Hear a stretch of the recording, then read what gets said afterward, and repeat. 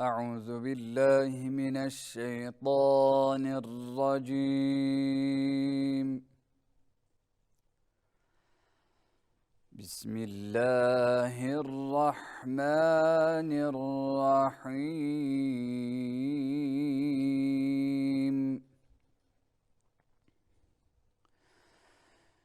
يا زكريا إنا نبشرك بغلام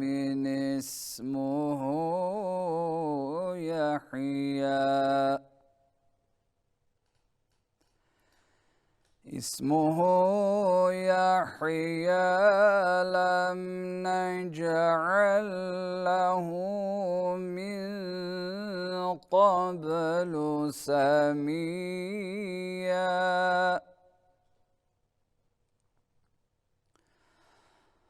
قال رب أنى يكون لي غلام وكانت امرأتي عاقرا وقد بلغت من الكبر عتيا.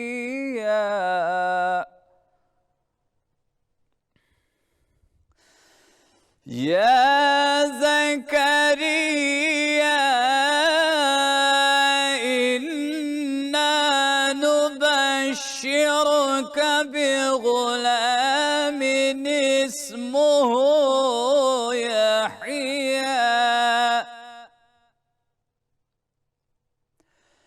اسمه يحيى لم نجعل له من قبل سميا.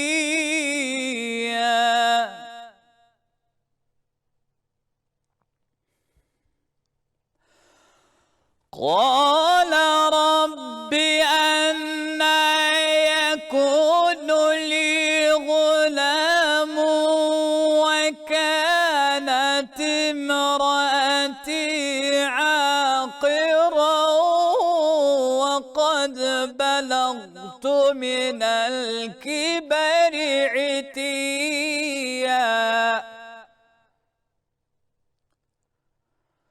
قال كذلك قال ربك هو علي هين وقد خلقتك من قبل ولم تك شيئا. قال رب اجعل لي آية. قال آيتك ألا تكلم الناس 3 ليال سويا.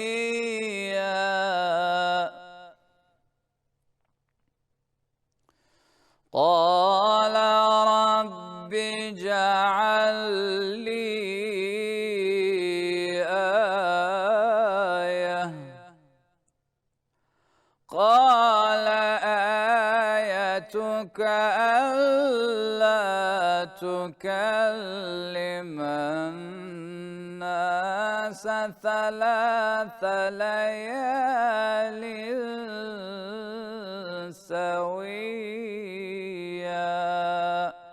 صدق Allahul azim. Bismillahirrahmanirrahim. Değerli izleyiciler, hepinizi Yüce Allah'ın selamıyla selamlıyoruz. Sahur bereketinin bu son bölümüyle karşınızdayız ve bu son bölümde artık herhalde Ramazan bayramından konuşacağız ve inşallah Allahü Teala bütün o tuttuğumuz oruçları, yaptığımız hayırları en güzel şekilde kabul eder. ve Ramazan'a da bayrama da eriştirdiği gibi bayramımızı da mübarek kılar. Bütün izleyicilerimizin, hepinizin Ramazan bayramı da bu vesileyle en içten dileklerimizle tebrik ediyoruz. Rabbim hayırlara vesile kılsın inşallah. Muhterem Mehmet Göktaş hocamla bu son sahur bereketinde hem bayramın mana ve ehemmiyetini hem de dün belki de yarım bıraktığımız o İslam kardeşliğini, o ünsiyeti, ülfeti, uhuvveti konuşacağız. Şimdi hocam Kur'an-ı Kerim'de farklı vesilelerle, farklı şekillerde iman kardeşliği vurgulanıyor ki bunun çok ileri derecelerini buluyoruz. Çok ileri örneklerini buluyoruz Kur'an-ı Kerim'de. Ve Kur'an-ı Kerim'i işte Ramazan ayında hatmeden mukabelelerle ister yüzüne okuyan, ister yani mealiyle, tefsiriyle okuyan kim olursa olsun mutlaka o kardeşlikten bir şeyler kalmıştır. Yani çünkü okuduğu ayet-i kerimelerde illa bilinçaltına bir şeyler gönderildi yani. Gönderildi. Dolayısıyla artık kardeşlerimiz hakkında daha duyarlı, daha bilinçli, daha hassas bir şeye geldiğimizi umuyoruz. Yani bir bilince, bir seviyeye geldiğimizi umuyoruz. Kur'an-ı Kerim'de mesela İsar dediğimiz kendimiz ihtiyaç içinde olsak bile kardeşimizi kendi nefsimize tercih etmek bir şey okuyoruz. Veya diğer vasıflar. Yani şöyle bunları toparlarsak yani Kur'an-ı Kerim bu anlamda bizi nasıl yetiştiriyor, nasıl terbiye ediyor, bu nasıl öğretiyor örnekleriyle şöyle incelersek ne diyeceğiz hocam? Muhterem hocam, hatırlarsanız önceki sohbetlerimizin birisinde zekat konusuna başlarken demiştik ki Müslüman verendir. Hep verendir. Yani bu zekat, sadakayı fıtır, bunlar öşür falan, bunlar sonradan biraz sistemleştirildi. Ama ta ilk günden Müslüman kimdir? Müslüman verendir. Müslüman köle azat edendir. Müslüman zor günlerde fakiri fukarayı doyurandır. Müslüman yani esiri doyurandır. Şunu bunu giydirendir. Yani dikkat edin, bunlar bizim bildiğimiz yani innemes sadakatü lil fukarâi vel mesâkini vel âmilîne aleyh ayetleri gelmeden önceki bizim durumumuz. Hep verendir. Veren, Müslüman verendir. Bu vermede miktar da belli değil. Yani ama veren. Bu bizim özelliğimiz, ayrılmaz özelliğimiz. Allah-u Teala bizim hep böyle veren, durmadan veren kişi olmamızı istiyor. Şimdi İsar daha ilginç bir olay. Bunun daha değişik bir çeşidi. Hiç zekata falan benzemiyor. Dikkat edin. İsar nedir? Özellikle İsar'ı şeyde görüyoruz. Yani hicret olayında görüyoruz. Allah-u Teala sevdiği kulları anlatırken önce muhaciri anlatıyor. Muhacirleri övüyor. Lil fukara'il muhacirin ellezine uhricu min diyarihim ve emvalihim ayeti kerimesinde Haşr suresinde yani nedir bu ganimetler falan, öncelikle bir defa şu muhacirlere verilecek. Niye? Onlar mallarını, mülklerini, her şeylerini orada bıraktılar. Yani Mekke'de bıraktılar. Allah için, rızası için yani geldiler buraya. Onun için öncelikle Müslümanlar bir yerden bir ganimet elde etmişlerse öncelikle onlara verilecek. Ve ulaike humus sadikun. Ve onlar sırf Rableri için bunu yaptıklarından Allah onlardan razı ve onlar nedir? Yani bunlar aynı zamanda sadıklardır. Yani bunlar verdikleri sözü tutmuşlardır. Şimdi Allah-u Teala üçe ayırıyor burada. Ondan sonra gelelim Ensar'a diyor. Vellezine tebevve'üd-dâra vel-îmâne min qablihim. Ve bir de onlar gelmezden önce iman hazırlayan, yurt hazırlayanlara gelelim diyor. Yani muhacirler kendilerine hicret etmezden önce onlara iman hazırlayan, iman yurdu hazırlayan, yurt hazırlayanlar var ya, vellezine tebevve'üd-dâra vel-îmâne min qablihim yuhibbûne men hâcera ileyhim. Kendilerine hicret edenleri sevmek. Epeyce sevgiden bahsettik. Ama hocam yani bugün yanlış anlaşılmasın da bizim imanımız yani bu muhacirleri tamam bağrımıza basmaktan da geçen sohbette yani biraz ele aldık ama burada biraz ağır misafir, yani yatılı misafir diyelim veya biraz daha uzun misafir, bunları sevmek biraz yürek ister, iman ister, derece ister. Hadi diyelim ki biz bir şeyi seviyoruz, yani evimize misafir alıyoruz ama yanlış anlaşılmasın, yani hanımlarımız da şey yapar da işte ya bugün misafirimiz var dediğimizde hemen birincisi yemekli mi, yemeksiz mi, yatılı mı, yatısız mı? Yani bir panik alıyor, bir şey alıyor bizi. Hepimizi de alıyor böyle. Yani ister istemez. Halbuki olmaması lazım. İşte Allahu Teala Medineli Ensar'ı yani bize överken onlar diyor iman hazırladılar, yurt hazırladılar ve kendilerine hicret edenleri sevdiler. Yani bu sevgi böyle basit bir olay değil hocam. Kendisine hicret eden o Müslümanları sevdiler, bağırlarına bastılar. Ve yusirûne alâ enfusihim velev kâne bihim hasâsa. Sizin başlık yaptığınız olay ve kendiler fakru zaruret içerisinde olsalar da kardeşlerini tercih ettiler, onlara verdiler. Hocam bu böyle basit bir olay değil yani. Dikkat edin. Mallarının 1/40'ını verdiler demiyor. Gelenlere mallarının 1/40'ını veya Ramazan'da fıtralarını verdiler demiyor. Kendiler fakru zaruret içerisindeyken yani nisap miktarıymış şu öyle der. Verdiler. Verdiler. Allah-u Teala bunları övüyor. İsa Orada özür diliyorum, zaten devam edecektiniz de. Tercih etmek manası veriyoruz, değil mi? öyle. Tercih. Kendilerine öyle. Biz onu bu şey ve yu'sirûne tercih ettiler diyoruz. Yani kendilerine o hicret eden o kardeşlerini kendilerine tercih ettiler. Yani kendiler hatta bunun biliyorsunuz çok şeyleri vardır. Örnekleri vardır böyle.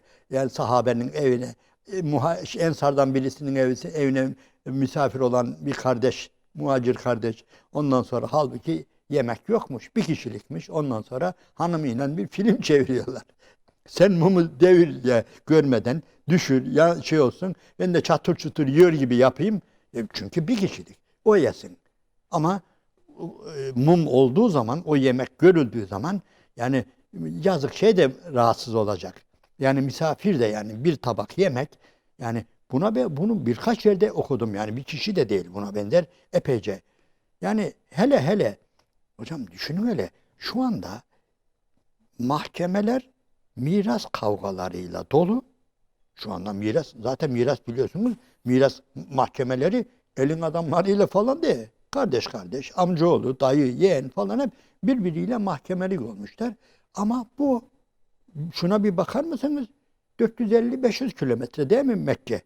500 kilometre bir başka memleketten tanımadığı birileri geliyor ve böyle yemek değil hocam. O yemek misali değil. Yani hurmalığını veriyor adam. Yani malını veriyor yarısını. Bu senin diyor. Madem ki Allah'ın Resulü bizi kardeş yaptı. Sen benim iman kardeşimsin diyor. Halbuki biz anamızın oğluna vermiyoruz. Kardeşimize vermiyoruz. Yani kardeşimizin önüne azıcık şunu ya kardeşim al ya şu 5 metre senin olsun şu tarlanın şurası falan diyemiyoruz. Fazladan bir şey veremiyoruz. Yani ancak bizi elin adamları şey yapıyor yani mahkemeler bizi oturuyor. Yani şöyle bir kıyaslarsak yani tercih öyle basit bir olay değil hocam. Yani basit bir makam değil. Onun için yani Allah'ın Resulü Ensar demiş de bir şey dememiş. Böyle hocam geçen anlattık ya hatırlıyorsun değil mi? Hicret esnasında o Huneyn'i şey yaparken yani Mekke'yi fethettikten sonra Allah'ın Resulü isteseydi Mekke'de kalabilirdi ve kimse de buna itiraz edemezdi. Derdi ki ey Medineli kardeşler tamam Allah razı olsun siz bize kucak açtınız. İslam gelişti şöyle böyle biz güçlendik ama bu Mekke biliyorsun Allah'ın evidir. Bura Beytullah'tır. Bunun hakkında ayetler vardır. Ben de Allah'ın Resulüyüm. Müsaadenizle ben artık burada kalacağım. İnsanlar buraya hacca gelecektir falan. Demedi hocam. Medine dedi. Şimdi hocam, Medine'de Ensar yani. Ensar evet. Onu çekti oraya. Bu tam bazen araya giriyorum. Şimdi uzaktan gelen birisine hani belki daha önce bir yaşanmışlık olmadığı için yani o senin tavuğuna kış dememiş. İşte sen ona ters bakmamışsın. Bir arada bir şey yok. Ve dolayısıyla hiç tanımadığınız insanlara ulvi bir aşkınlıkla işte böyle bir fedakarlık yapıyorsunuz. Ama burada özellikle hocam Evs'le Hazreç burası daha şey geliyor. Çünkü sürekli kavga ediyorsunuz. Sürekli başınızı gözünü yani bir sürü o senin dedeni vurmuş. Yani özür dilerim. Ensar iki kavim. İki Ya kabile. onu diyorsunuz Ya siz de. ben bu daha zor bir şey diyorum. Yani Onların kardeş onların olması kardeş da olması daha zor. Yani nasıl bu hatırlatıyor Allah Teala. Vezkuru iz entum galilun ve vezkuru iz kuntum adaen feellefe beyne kulubikum.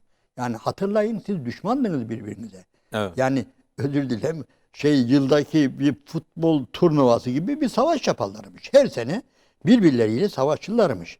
Ve Allahu Teala bunların yani kardeş yapmış. Allah'ın Resulü bunları kardeş yapmış. Yani öyle bir kardeş olmuşlar ki artık yani gerçekten bu kadar olabilir. İman kardeşliği yani iman kardeşliği sizin dediğiniz gibi hadi diyelim ki bir insan mesela bazen ben bakarım yani bir köyde bir kasabada dışarıdan gelen bir öğretmene, bir imama, bir memura biraz sahip çıkılır yani. Niye? Yani mesela onlara bazen fazla yaklaşıp iyi dost olanlar olur. O da onlarla dost olur. Niye?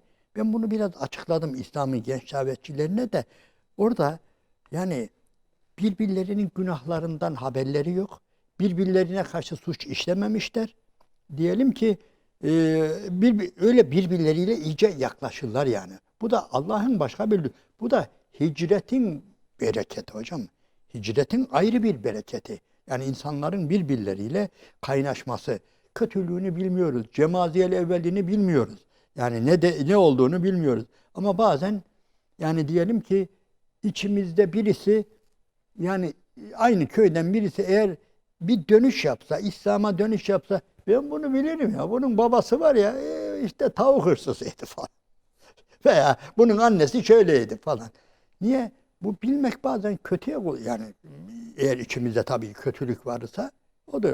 Ama akıllıysan görüyorsun ya Allah'a bak hele. Allah-u Teala'nın gücüne, kuvvetine bak hele. Kimden kimi doğurdu? Ölüden diri, diriden ölü. Yani bu gözle de bakmak varken onu küçültmek için de geçmişini, sülalesini veya yaptığı o adamın daha önce yaptığı şeyler. Bak ha, dünün kumarbazı bugün bana din öğretiyor falan. Ama şey demez bunu. Gurbetten gelen adam veya gurbetin bereketi var hocam gerçekten bazen gitmenin de gelmenin de zaten malumunuz bu ayrı bir başlık da yani medeniyetler hicretlerden doğuyor. Dünyadaki bütün medeniyetler yani bu hicretlerle gelişiyor. Yani aslında bu zibidi Avrupalılar şey yapsa ölüsünüz oğlum siz ölüsünüz. Bittiniz, tükendiniz, nesliniz yok. Doğurmuyorsunuz, evlenmiyorsunuz. Yani ikram nedir, izzet nedir? Yani kızı annesinin evine gelirken çantasından diyor Nescafe'sini çıkarıp oradan annesinin evinde onu içiyor diyor. Böylesine bir toplum bitmişsiniz siz. Tamam bazı konularda yani şeyleriniz vardır, artılarınız vardır ama siz bitmişsiniz. Bırakın şu Suriyeliler gelsin de, bu Iraklılar gelsin de, Afrikalılar gelsin de biraz gözünüze nur gelsin, gönlünüze bir şey gelsin yani. Kıymetini bilin. Yani gerçekten bir muhacirin kıymeti öyle basit getirdiği şey öyle basit değil hocam yani. Yani velev ki yani birbirini tamamlıyor. Yani birbirlerinden görüyor. Onun için Anadolu'daki kasabalara bakın hocam. Bazı köyler, bazı kasabalar bilirim ben.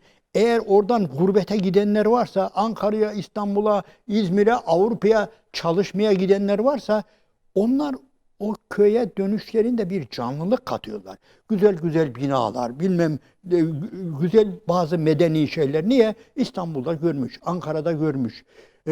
Onlar da onlara katıyor. Yani her yer vardığında yani birbirlerine bir şeyler veriyorlar. Bu nedir? Sohbetin başında söyleyeyim. Bu ünsiyettir. Yani ünsiyettir. Hele İslam kardeşliği, hele İslam kardeşliği.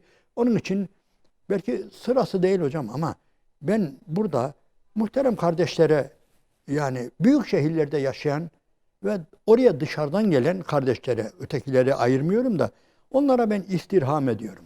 Arayın, bulun. Yani hemşerilerinizi diyelim. Hemşerilerinizi arayın, bulun. Yani dindar olup olmamasına bakmayın. Bulun. Madem ki benimle aynı köydensin, madem ki benimle aynı şey tanıştın mı? Hocam Bunlar var ya, inanın aynen bir çok büyük bir sel felaketinde veya bir fırtınada birbirlerine yapışan insanlar gibi geliyor. Bunlar bu sayede kurtuluyorlar ha. Yani bakıyorum bir takım şehirlere, eğer ayakta kalabilmişlerse, adam ta Mardin'den gelmiş, bilmem nereden gelmiş ve bakıyorum imanını da koruyor, her şeyini koruyor, ailesi, giyimi bilmem, ama bir de bakıyorum ki zaten çevresi var orada. Geliyor, gidiyor, onlarla buluşmuş. Yani farkında değiller.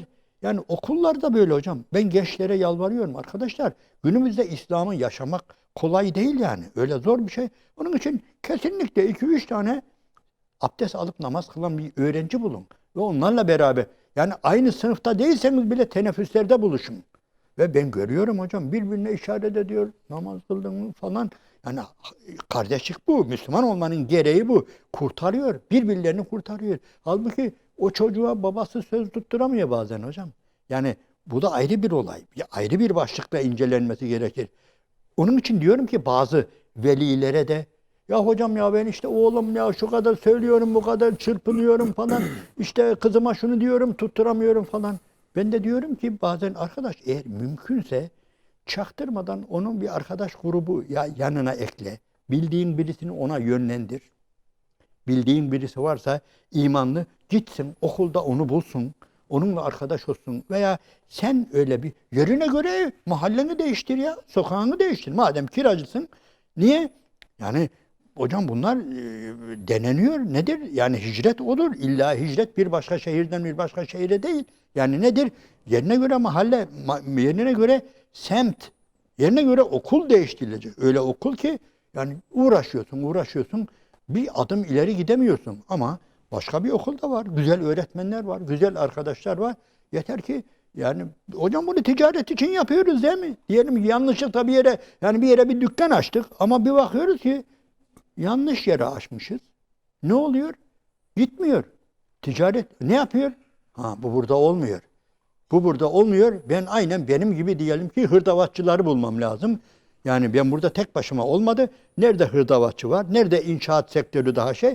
Nasıl ki değiştiriyoruz bunu? İman da böyle, İslam da böyle. İslam'ımızın artması için adam arayacağız hocam. Adam.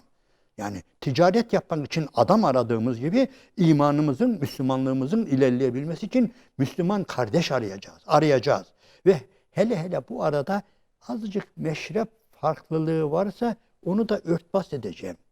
Yani birine rastladım.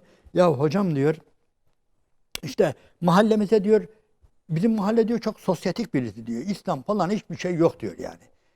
Yani ondan sonra karşımıza bir baktık diyor, ileriye bir yere tam bizim gibi giyinen, kuşanan, her şeysi iyi, mükemmel bir kardeşler geldi. Nasıl bayram ettim, sevindim. Fakat hocam yokladım diyor. Yani biraz bizim meşrepten değil yani. Ne yapayım? Aman hiç çaktırma dedim. Hiç çaktırma. Devam edin. Aynen. O konulara girmeyin. Madem sizi ayıracak meşrebiniz, mezhebiniz veya başka şeyleriniz, madem ki imanınız bir, madem ki namaz kılıyorsunuz, madem ki onun eşi örtülü, yani böyle helale harama dikkat ediyorsunuz, aman Allah için şeye girmeyin. Yani orada girilir mi ya? Sırası mı ya? Yani onun için örtbas edin, o konulara girmeyin, hiç girmeyin. O konular şey olursa, açılırsa kapatın, başka şeylere geçin. Niye kaybı? Size bir tane adam lazımdı, bir kardeş lazımdı. İşte geldi, buldunuz, sarılın birbirinize.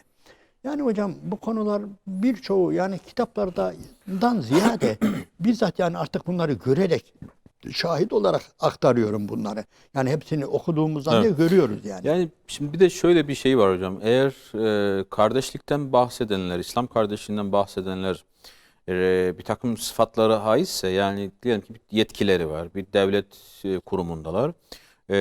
Burada işin içerisine adalet de giriyor. Eğer siz adaleti bir tarafa bırakarak kardeşlikten bahsediyorsanız, bu sefer kardeşliği sanki kendi menfaatinize malzeme yapıyormuşsunuz gibi anlaşılıyor. Bu tehlikeli bir durum. Dolayısıyla yani kardeşlikten bahseden kişinin konumu veya muhatapların durumu da önemli herhalde. Yani bu kardeşlik mevzusu eğer suistimalle açık bir şekilde geçiyorsa, anlaşılıyorsa veya öyle bir zanla konu oluyorsa sıkıntılı. Bu işin bir tarafı var, onu konuşmayacağım da. Şimdi 6 madde veya 5 madde diye okuyoruz. İşte Müslümanın Müslüman üzerindeki hakları, kardeş üzerindeki hakları, selamını almak, işte ziyaret, cenazesine iştirak etmek, hapşırdığında Evet. elhamdülillah Hastalığında ziyaret etmek. Evet. hastalığında ziyaret etmek, işte nasihat isterse yol göstermek, irşad etmek. Bu kadar değil mi? Evet. Unutmadık herhalde. Ve ilave edilebilirdi ama bunlar Şimdi kırmızı. Hazreti Ali Efendimiz 30'a çıkarıyor bunu. Evet. 30 madde sayıyor. Ya oradaki ben bir şeye gelelim. Hapşırdığı zaman hapşırdığı zaman yerhamukallah demek. Şimdi tamam, diğerleri anlaşılıyor. Yani selam vermek, cenazeye gitmek, ya işte hasta ziyaret. Bu anlaşılıyor. Şimdi hapşırdığı zaman yerhamukallah demek neden bir hak hukuk konusu ediliyor? Şimdi hapşırmak biyolojik bir şey, fizyolojik, adam o anda ya üşüttü ya bir şey oldu, hapşırdı. Bunu niye hak mevzusu yapıyoruz diye ben biraz buna kafa yormuşum. İçinden çıkamadım ama aklıma şu geliyor. Hocam özür dilerim. Estağfurullah. Ben de kafa yormuş değilim. Ben sizden dinlemek istiyorum. Yalnız yani önce hapşıran elhamdülillah diye. Tabii o tamam.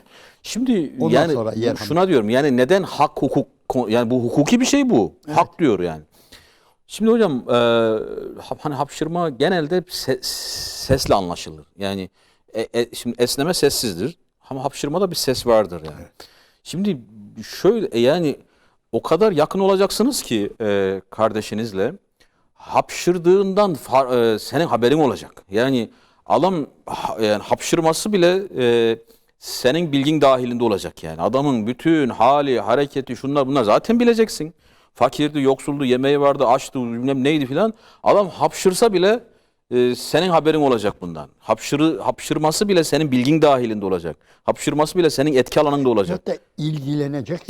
Yani onun bedeni de, onun yani vücudundan çıkan bir ses bile senin hassasiyetin içinde olacak, duyarlılığın içinde olacak. Allahu alem tabii. Bir araya gideceğiz. Aradan sonra tabii bayramla ilgili de birkaç şey söylememiz lazım da. Ayıp örtmek, şimdi Müslüman ayıbını örter, yardımını olur falan. O birkaç hususada daha değinelim. Önemli onlar. Aradan sonra. Değerli izleyiciler, sahur bereketine, son sahur bereketine kaldığı yerden devam ediyoruz. Bayram dedik ve programımızın başında da tebrik ettik. Bütün İslam aleminin Ramazan bayramını canı gönülden tebrik ediyoruz. Hocam iman kardeşliği dedik. İman kardeşliği ile ilgili birçok hadis-i şerif var. İşte وَلَا تَحَاسَدُوا تَبَاغَدُوا تَنَاجَشُوا تَدَابَرُوا تَظَاهَرُوا, yani haset etmeyi. Şimdi bunlarla beraber ayıpları örtmemiz emrediliyor. Mümin kardeşimin ihtiyacına koşmamız emrediliyor. Küskünlüğü uzatmamamız emrediliyor. Onun satışı üzerine satış yapmamamız emrediliyor. Bunlar hepsi ısrarla Mümin kardeşliğin görevli. hatırlatılıyor. Bir de mümin kardeşliği kaliteli hale getirmek veya sizin de az önce buyurduğunuz, yani bir mekan, bir çevre varsa o çevreyi tercih etmek. Yani özellikle bir mahalle, semt neyse. Bu yalnız bir arada olmak, kısaca özet olarak Evet. bu. Yani ziyaretleşerek bir arada olmak. Daha önceden de programlarımızda bahsettik. Yani modernizmin, yani şu anki dünyaya hükmeden sistemin açmazlarından bir tanesi yalnızlaştırıyor. Bireyi habire yalnızlaştırıyor. Kendi kendine yeterli hale getirmeye çalışıyor. Yalnızlaşma bize de bulaşmasın diye aslında uğraşıyoruz biraz. Bunun mücadelesi. Ziyaretleşmeden mi başlayalım, yoksa hani bayram zaten ziyaretleşmedir. Çünkü evde oturarak bayram kutlanmaz. Bir reklam vardı. Yaşlı karı koca evde şeker almışlar. Böyle bir sürü şeker koymuşlar ama gelen giden yok. Ve pencereden bakıyorlar. Hani acaba birisi gelir de biz onlara şeker verebilir miyiz? Sonra çocuklar bir anda oraya hücum ediyorlar. Güzel bir şey yapmışlardı. Öyle ziyaretleşmeyle beraber bayramı ve kardeşliği konuşursak ne diyeceğiz, nasıl bağlayacağız? Buyurun. Hocam insanoğlunun demek ki yani bayrama ihtiyacı var. Elbette biz bayramı tamamen yine dini bir yani vaaz şu bu falan şey değil yani. Biraz bayram biraz neşelenmekte. İslam meşru çizgide gülmeyi, neşelenmeyi bize şey yapıyor. Onun için ben bazı düğünlere gittiğimde yani çağırıyorlar düğünlere. Biraz orada yani ben tedirgin oluyorum. Yani çünkü orada meşru çizgide biraz insanlar gülmelidir, eğlenmelidir. Bayramın bu yönü vardır. Tamam biz bayramı elbette Müslümanca yapacağız. Bayramımız da aynen Müslümanca olacak. Hatta şunu da diyebiliriz. Yani biz niye bayram yapıyoruz? Yani biz niye bayram yapıyoruz? Hele Ramazan bayramını niye yapıyoruz? Biz nefsimizi arındırdık. İbadetler yaptık. Sevap kazandık. Yani nimetleri, kadir kıymetini bildik. Yani bu yiyeceklerin, şunların, bunların hepsinin kadir kıymetini bildik. Onun için Rabbim bizim bayram, madem bize bayram hediye etmiş, bayram ediyoruz. Neşeli, ziyaretler hep bu şekilde gidiyor. Hocam, ben döneceğim ama siz sormadınız. Benim her bayramda ısrarla üzerinde durduğum bir konu var. Bu konuya biraz yani temas etmek istiyorum. Bunu söylediğim gibi kitaplardan falan okuduğumda hayatta bizzat gördüğüm şeyler. Nedir? Biz kad eflaha men tezekke. Hatta bir takım imamlar hutbede, bayram hutbesinde veya bayram namazında bu sebbih isme rabbikel alâ'yı ve özellikle son o ayetlere işte nefsini tezkiye eden felaha ermiştir, kurtulmuştur diye üzerinde epeyce konuştuk.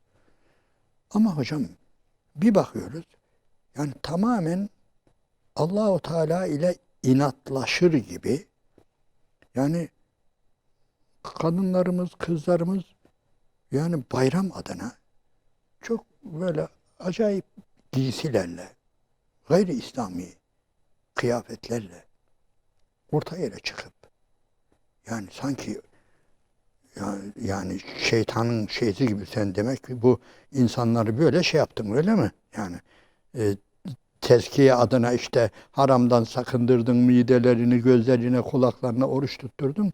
Aha ben de bunların hepsinin intikamını alıyorum dercesine şeytana bunu dedirttirir gibi. Yani o kızlarımız bilmem nelerimiz şöyle bakıyorum. Yani bayramda, sokaklarda, caddelerde falan yani çok cinayet gibi bir olay oluyor hocam. Yani bayram adına ortaya çıkan Müslümanların yani ve illa dindar ailelerin demiyorum da yani biraz buna dikkat etmek. Yani ya işte bayramda da mı şey işte ya biz niye bayram ediyoruz ki? Yani niye bayram ediyoruz ki? Bunun üzerinde iyi düşünelim, duralım. Yani bu sanki bizim bütün kazançlarımızı yani bir anda silip Yani bu süpürme. dediğiniz şey daha çok düğünlerde oluyor ama. Yani bayramda da bayramda da oluyor. bayram Evet. kıyafetlerine bakıyorum hocam. Hadi düğünler neyse. Yani diyelim düğünler neyse değil de bayanlar hele kendi aralarındaysa biz de görmüyorsak veya böyle. Onun için bu ayrı bir dert. Bu ayrı bir dert. Bir de bayramı protesto edenler var hocam. Nasıl protesto ediyor? Yok adına protesto edemiyor. Ama bak ne zamandan beri konuşuyoruz ki bayram insanla yapılır. Müslüman birbiriyle kaynaşır. Allah Allah. Biz bayramı Alanya'da yapıyoruz. Kiminle yapıyorum ya Alanya'da? Bodrum'da yapıyorlarmış. Fethiye'de, Marmaris'te bayram yapıyorlarmış. Hele artık dışarı çıkanlar. Ben dindar olanlara söylüyorum. Orada ne yapıyorsun? Kiminle bayram yapıyorsun? Annen burada, baban burada, komşuların burada, insanlar burada. Yani ben bayramı protesto ediyorum demiyor. Bu dobura dobur budur. Ben yokum burada. Ben gidiyorum. Ben sizinle beraber değildim. Hocam ya işte arada sırada bu kadarcık bir tatil var. Onu da şey mi çok gör. Ya azizim o zaman yani hele medya da bunu öyle şey falanlar bayramı falan yerde geçirdi. Sen bana diyor musun? Diyelim ki ben bir memur olsam, ben bir vali yardımcısı olsam, savcı olsam, yani senin Cumhuriyet Bayramı'na katılmasam evdesin, savcı efendi evde Cumhuriyet Bayramı yaptı diye yazan mı? Bayramı protesto etti, gelmedi dersin. Niye? Senin bayramın yeri orası, biliyorsun. Benim bayramımın yeri de burası, evdir. İnsanlardır, sülaledir, halktır, Müslümanlardır. Daha başka garibanların içerisine gidiyorsa o başka. Ben efendim şu şeyin içine, çocukların içine gidiyorum. Ben göçmenlerin içine gidiyorum. Ben Afganistan'a gidiyorum veya şuraya gidiyorum, buraya. O olur, o güzeldir oralarda yapmak. Ama Yani birileri resmen bayramı protesto ettiği halde bayramı falan yerde geçirdi diye şey yapıyorlar. Birbirlerini de destekliyorlar. Böyle kızmak değil de elhamdülillah bizi dinleyenlerden herhalde böyle şeyler yapanlar olmaz. Ha, bir akraba tercihi olabilir. Ya bu sene de dayımgilde yapalım.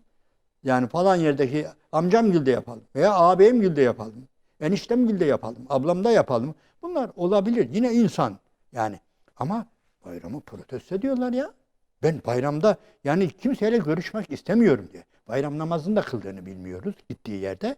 Yani bu yani Müslümanların yani gerçekten kaybettiği noktalardan birisi bu. Buna dikkat etmeliyiz. Yani bunu basit bir suç olarak görmemeliyiz yani. Hele bayramı tatil şeysi yapmak bence yanlıştır. Evet, günaha girmeyelim. Yani güzelce sevap kazandık ya. Neler kazandık? Bu mukabeleler, bu yani madem gıybet yapmamaya çalıştık, haram yememeye çalıştık, her şeyimize dikkat ettik. Niye yani devam etmesin? Ha, bir takım hocalar da işte Ramazan Müslümanı bunlar Ramazan'dan sonra her şeyi bırakırlar falan. Ben hocam bıraksınlar diye de varma ya. Üzerine varma. Yani bazı insanları yani üzerine varıyorlar. Çok çok üzerine varıyorlar. Onu da yapmasa ne diyeceksin? Ha onu da diyorlar. Yapsan ne olacak, yapmasan ne olacak? Efendim ne? Adam Kadir Gecesi'ne gelmiş, ondan sonra kurtuldun öyle mi falan? Gelmediğinde sen daha çok laf ediyorsun. Kadir Gecesi'ne bile gelmedi ya diyen de sensin. Öyle değil mi? Yani adam cumadan cumaya namaza gidiyor. Tamam hep kılsa iyi olur ama başka namaz kılmadığı zaman önce şey yapıyor, onu eleştirmek için cumadan cumaya asıl 5 vakti kılacaksın. Tamam bu söz doğru olabilir de yani ne demek istiyorsun? Cumayı da mı kılmasın? Madem ötekileri kılmıyor. Öyle değil mi? Yani onun için hocam insanlarla bak hem kendi kendimize çelişkiye düşüyor olmayalım da yani insanımıza yani varacağız. Davetimizi sürdüreceğiz ama onları inciterek, onları hakaret ederek hele hele üste çıkarak galip gelmek şeysiyle güya konuşmamızda, şunda bunda galip olabilmemiz için yani bu tür davetler, bu tür çıkışlar bence samimi değildir ve karşılıkta bulmaz. Hiç kimse görüyor mu ya bana böyle böyle dedi ben onun için namaza başlayayım demez. Bunun başlatacak başkadır. Yani başka söz, başka tavırlarla onlar namaza davet edilir. Senin bu davetin davette. Senin davet senin kovmaktır senin bu yaptığın. Neyse. Evet hocam. Allah-u Teala bu anlamda günümüzü günümüzden iyi getirsin diyorum. Ben her şeye rağmen iyiye gittiğine de inanıyorum hocam. Yani Allah'ın izniyle Ramazanımızdan bütün bir dünya haberdardı. Bütün bir dünya kendi kendimize tutmadı orucu. Herkes haberdar. Müslümanların bu ay orucu var. Ramazanları var diye.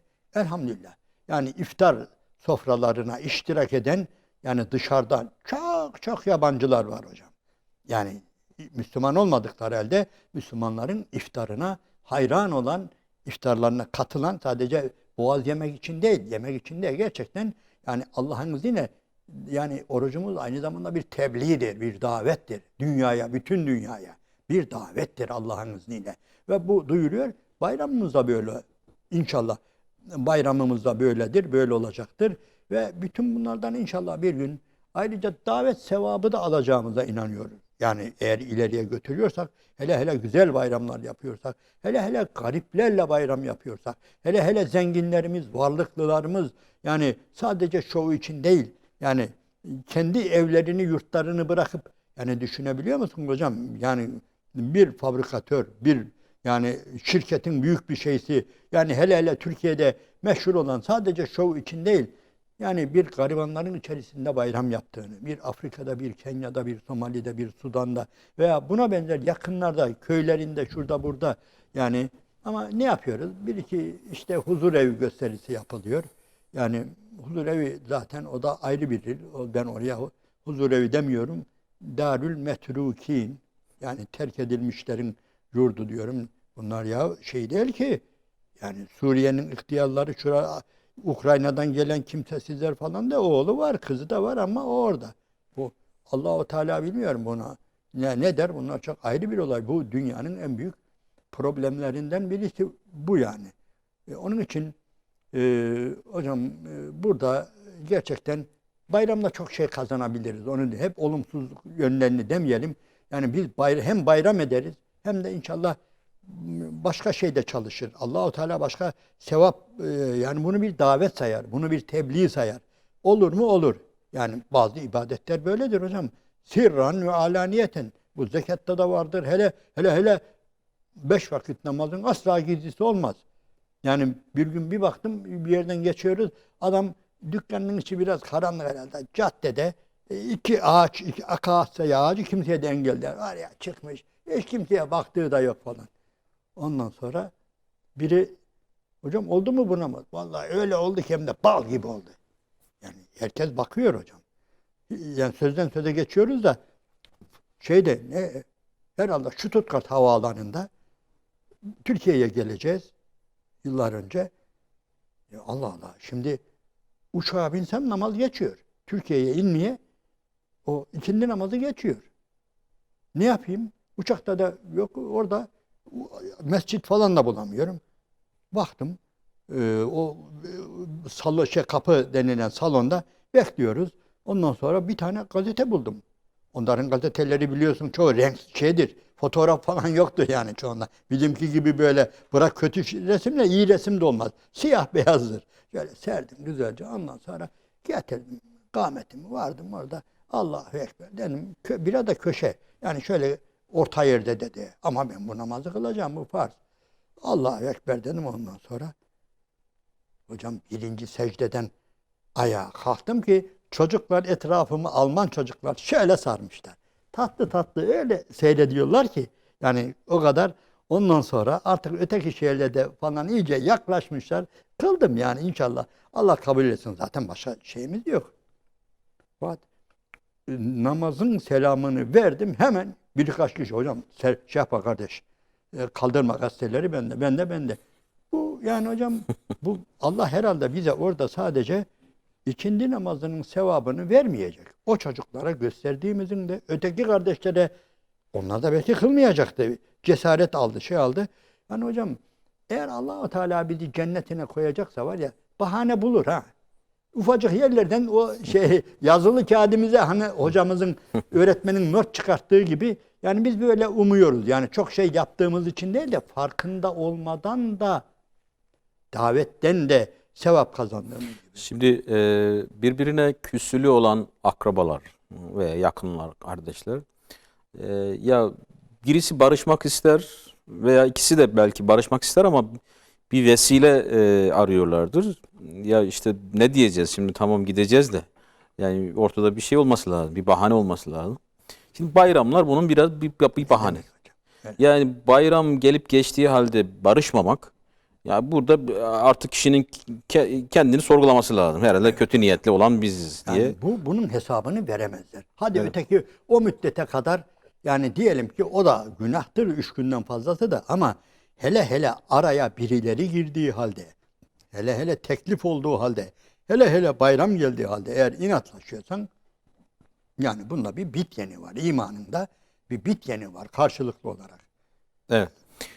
Bir de şimdi şu anda insanların ihtiyaç duyduğu şey para değil sanki. Artık o kısmı geçtik. Yani eskiden, yani şu an illaki, yani şu an İslam coğrafyalarında ciddi, Afganistan diyoruz, ciddi mağduriyetler var. Yani geniş anlamda demiyorum ama şöyle daha özel anlamda bizim ihtiyaç duyduğumuz şey paradan öte, veya bir yaşlının ihtiyaç duyduğu şey, bir akrabanın, bir dostun ihtiyaç duyduğu şey daha çok sorulmak, hatırlanmak, ne bileyim bir hasbihal etmek, edilmek, bir selam vermek. Yani bayramlar bunun için muazzam vakitler.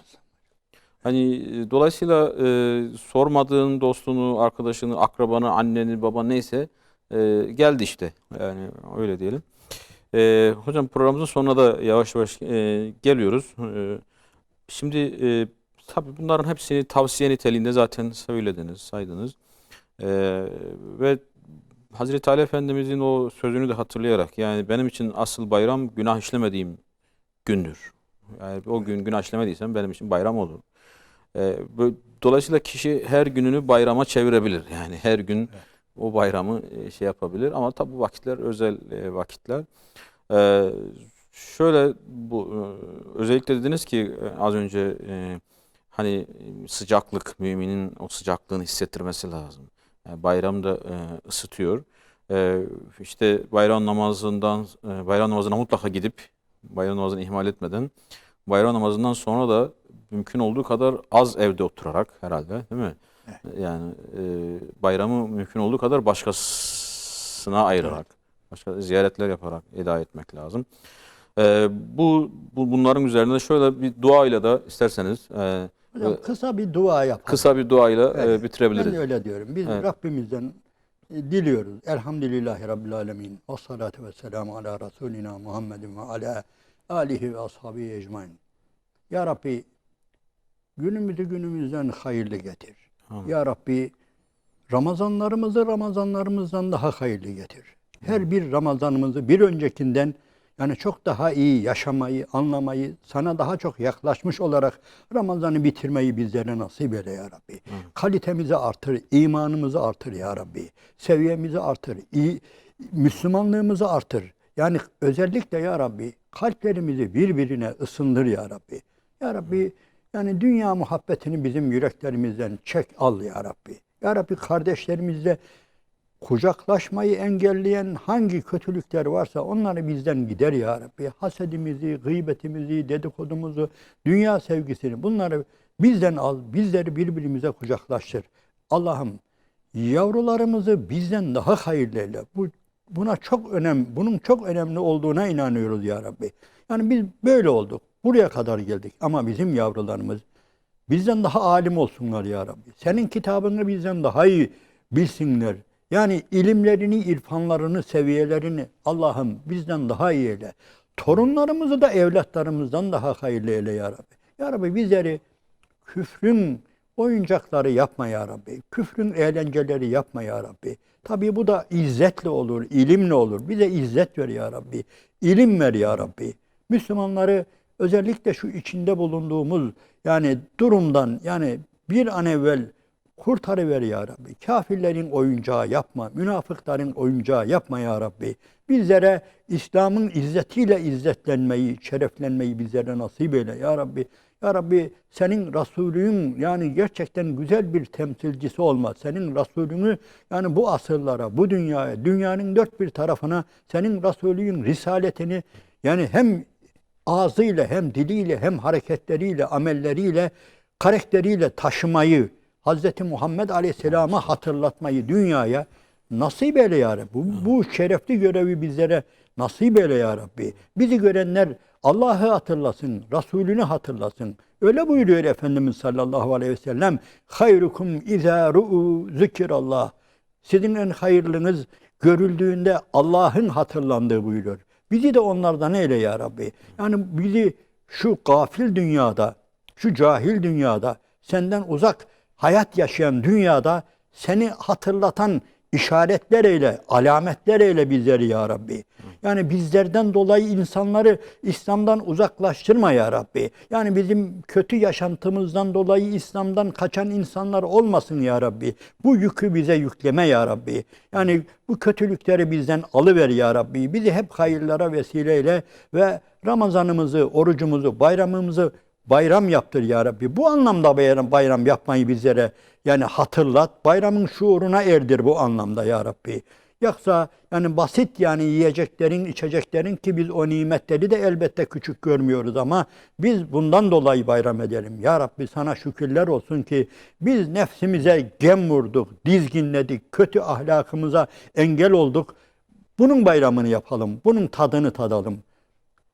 Allah-u Teala söylediğim gibi ya Rabbi bizleri en güzel bir şekilde bundan sonraki bayramlara özellikle tabii Kurban Bayramı'na da ulaşmayı bizlere nasip eyle. Velhamdülillahi Rabbil Alemin. El Fatiha.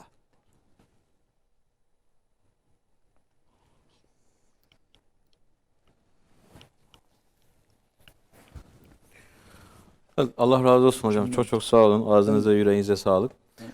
Bir ay boyunca sahur bereketinde gerçekten de çok çok istifade ettik. Estağfurullah. Allah bu fırsatı bize verdi elhamdülillah. Bu da gerçekten ayrı bir mutluluk.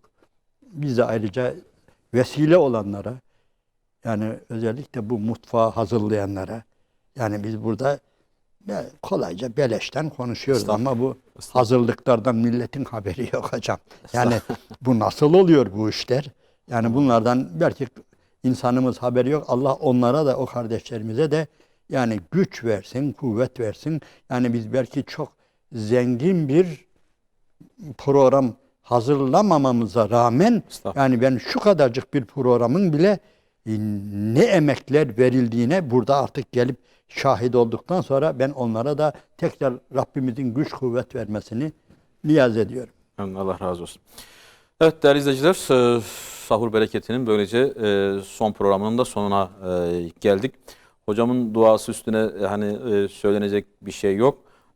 Şunu belki ekleyebiliriz. Yani bu Ramazan ayı inşallah hem Mescid-i Aksa'nın özgürlüğüne, Kudüs'ün özgürlüğüne, dünyanın neresinde olursa olsun tüm mazlum Müslümanların, ezilen Müslümanların kurtuluşuna, hayrına, bereketine vesile olsun inşallah. Yayında ve yapımda emeği geçen tüm kardeşlerimiz adına ki onların hepsine de teşekkür ediyoruz. Tabii bizi bir ay boyunca evinizde misafir ettiniz, bize vakit ayırdınız, izlediniz. Allah razı olsun bütün izleyicilerimizden. Bütün kardeşlerimizle beraber Rehber TV ailesi olarak hepinizin Ramazan bayramını en içten dileklerimizle tebrik ediyoruz. Sizlerin de inşallah hayrınıza vesile olmasını Cenab-ı Mevla'dan niyaz ediyoruz. Nice Ramazanlara, nice güzel günlere, nice bayramlara kavuşmak dileğiyle hepinizi Allah'a emanet ediyoruz. Selamun Aleyküm ve Rahmetullahi ve Berekatuhu.